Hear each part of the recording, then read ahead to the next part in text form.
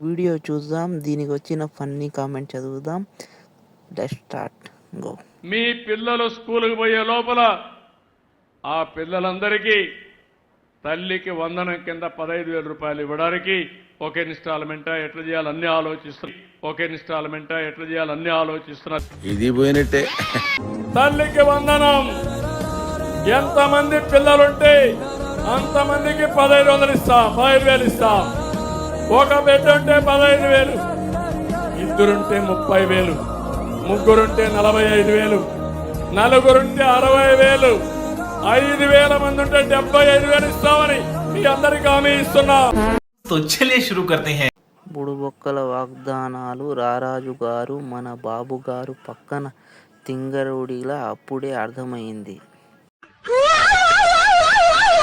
గట్టిగా చెప్పాడు అంటే చెయ్యడు.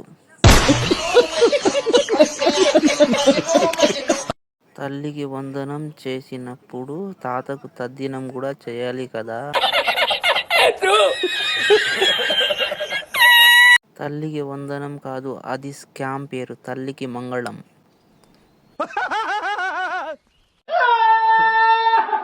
చంబా, నువ్వు నమ్మి పిల్లలు కన్నారంటే భార్య భర్తలు పిల్లలు అందరూ రోడ్డు మీదకు వచ్చేస్తారు.